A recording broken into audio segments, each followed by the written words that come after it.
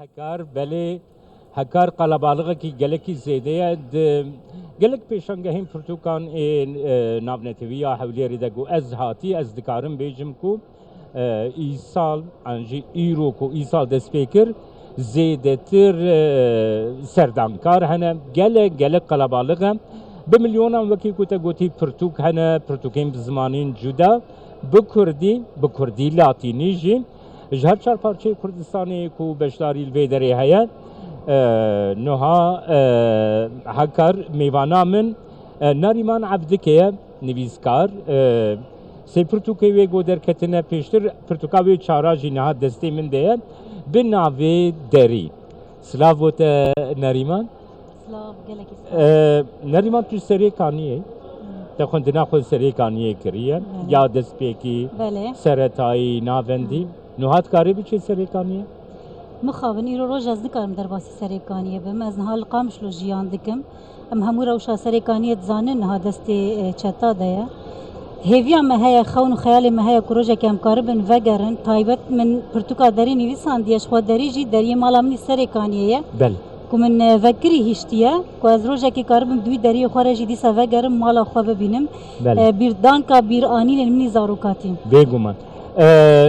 نریمان پرتوکی گوتن ویساندن زیده باری وا چیروکن بله چیروکا کشنا وا به دری دست پیدا کن وی دری نگرن بلا وکری بی پاشی وکری بمنه حتی روزه که ام وگرن یعنی واتا وکری بمنه سریکانیه یا وینه سریکانیه دیده؟ بله یعنی من خواست از بهواه که دریا پینوسا خوره بیجم دریه سریکانی تجاری بر ملت سریکانی دنای گرتن دروی ملت سریکانی دنای گرتن بلکه کرد دریه مالا خوالی دریه سریکانی مالا من یا مزنتر بو یعنی نریمان نها روجوای کردستانی بطایبتی سالین داویده مثلا ریوبریه که کردی هبویا پیشکفتنا زمانی کردی ویدمی ده چاوا بویا گرتو بیجی بله جخوا د مزراندنا ریفبریا خسر د گلک بال هات کشاندن گلک کارو خواتن درباره زمان کردی ده بو افجمر وکی خونه کی بو وکی مینا کز بینم سر خوا از انسان کی تبلی موجه عربی جو خواندیا لمن تجاری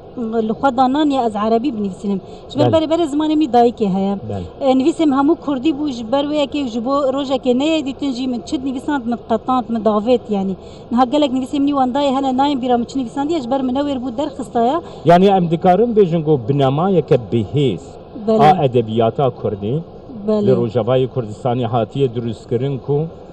در پیش و زیاده تر بچه سدیسه دم چقاسی بیجن ام گاونا پیروزی رو روج داویجن روجوای کردستانی کوی روج و شانخانه مهنه اما کوی شانخانه بجداری پیشنگاه هادبن امکان پرتوکین خوب زمان کردی بنویسینن له همبری و امکانن پرتوکین زمان بیانی ورگری زمان کردی بکن افجی گلکی پلا ورگری گلکی